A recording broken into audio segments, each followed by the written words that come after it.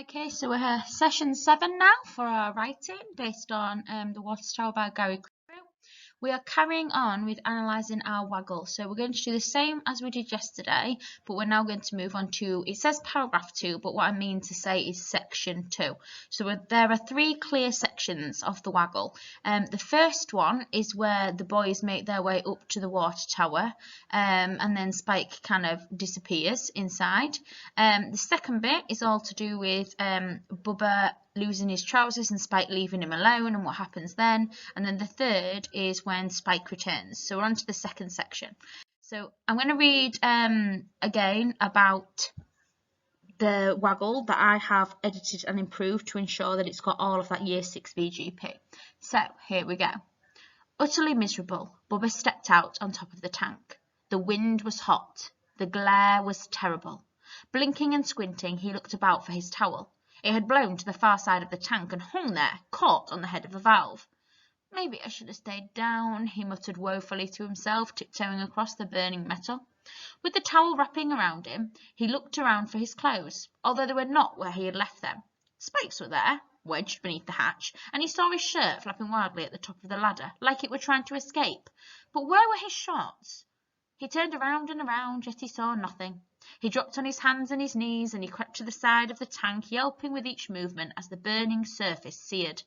He peered over the side, yet he saw nothing. Completely disheartened and growing more concerned with each passing moment, he reluctantly and painstakingly made his way back to the hatch, calling, "Hey, are my pants down there?"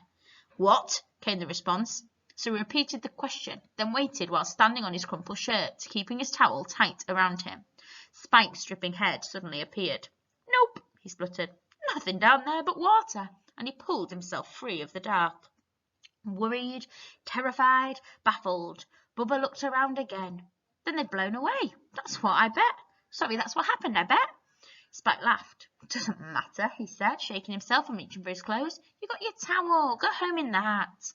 Bubba shook his head fiercely. Inside, he pictured his mother's face. "No way. If my mother finds out that I lost my pants, I'm dead." They looked at each other.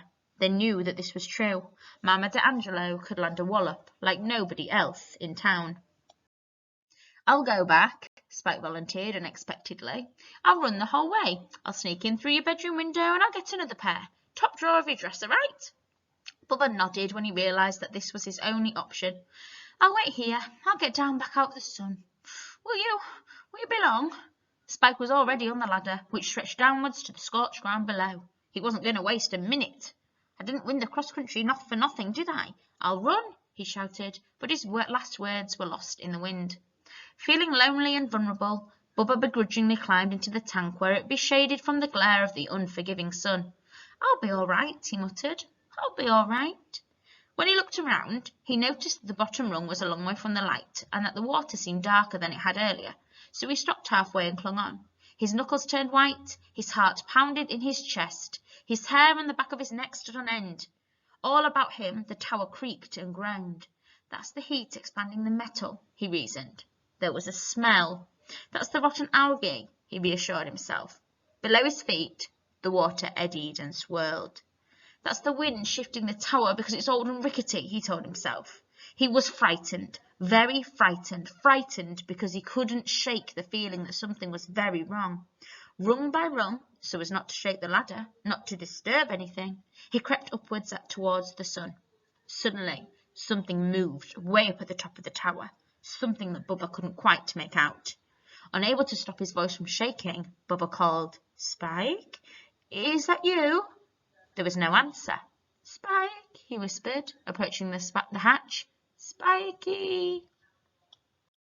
Okay, so we're going to do a bit of guided practice like we did yesterday. So you can see I've just taken one paragraph, and the reason I've taken less today is because, as I said in yesterday's video, this isn't a brand new task. Every time that you've ever looked at a waggle, and that's right up from year 1, all the way up to where you are now in year 6, you have always pulled it apart for the we musts of VGP and the we musts for we would like to's for effect. So you can see that I've highlighted in green. Green shows my VGP, a fronted adverbial. Now I know there are 5 different types of fronted adverbial: time, manner, place, frequency, and degree. It doesn't show time, it's not showing when. It doesn't show place, it's not showing where. It doesn't show manner, it's not showing how. It doesn't show frequency, because it doesn't show how often, but it does show how much, and that is degree. So you can see in my green box, I've then got fronted adverbial of degree written there. So that's the first thing that I've got. Now I would carry on reading. Bubba stepped out on top of the tank. So on top of the tank is the next phrase that I'm monitoring. So have a think. What do you think on top of the tank? Looking at the word on as your clue before I click on. It is a prepositional phrase. So you can see now that I've written prepositional phrase there, and all I've put is the word on, the preposition that it begins with there. Now let me carry on. The wind was hot. The glare was terrible. So I'm moving more into my effect box now, because I'm thinking about the fact that I am got I'm obviously doing all my VGP. Sorry guys, I'll do all my VGP first. Sorry. So sorry, I've gone to blinking and squinting. So I've got 2 ing words, and both of them are showing what is happening. So I've got a fronted adverbial of manner, how Bubba is doing the main clause. I've then got of the tank, and of opens up a prepositional phrase. I've then got and hung there, so I've got not a main clause but part of a list, which is why I've not got coordination in this box. But I do have this here, a comma and then some parenthesis, caught on the head of the valve. Now I could, as I told you yesterday, put this at the front of the sentence and make it a fronted adverbial. So caught on the head of the valve, comma, it had blown to the far side of the tank and hung there. But because I'm trying to use parenthesis with the comma, this is how I can do it. Right, now on to the effect box. So I've got the wind was hot, the glare was terrible. These are short, snappy sentences for effect, and they also appeal to the reader's senses. So the wind was hot talks about touch, and the glare was terrible talks about sight. So I've got these 2 verbs here. So normally I'd call them 2 ED sentences. But what I'm going to do here, because it's ings, I could call them 2 ings, but 2 verbs, 2 things that are happening in this case. I've then got looked about, visual language, and I have hung because I'm planting the seed and there's a repetition of death. Now the word hung has 2 connotations to it, doesn't it? One is for like placed somewhere and it's dangling, but the other one is unfortunately got a link with death, which I think is really clever by Gary Crew.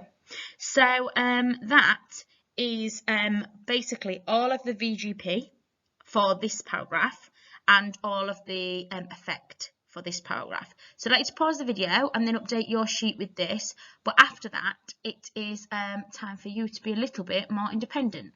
So pause the video now and press play when you're ready to move on. Okay, moving on.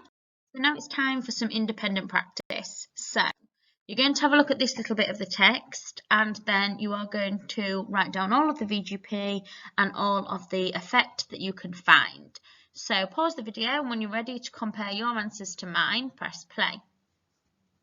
Okay, time to see what I saw.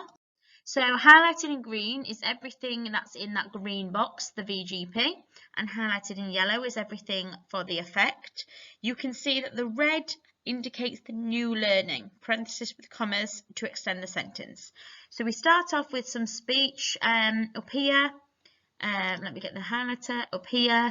Then we have muttered for some visual language.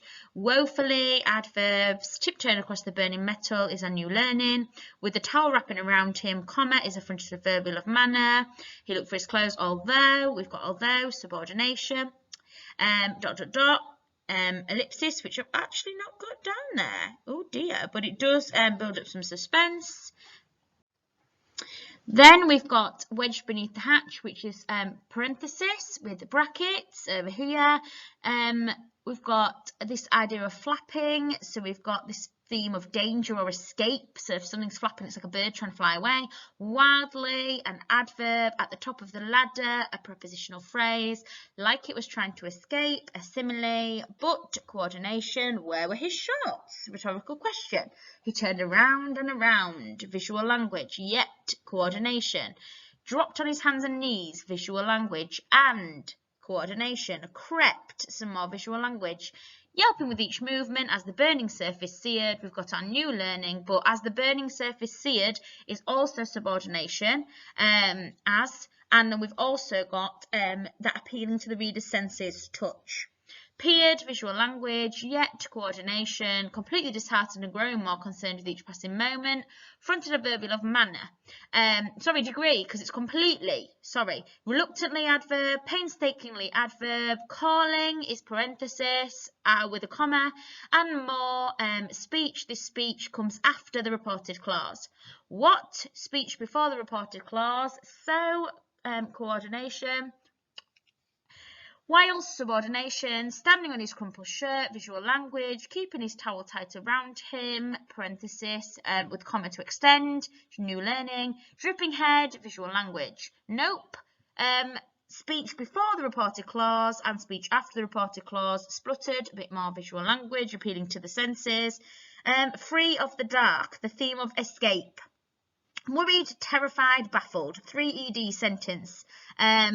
Looked around again, visual language. Laughed, building up this, like appealing to the reader's senses, but also visual language as well. Spike's not being very nice.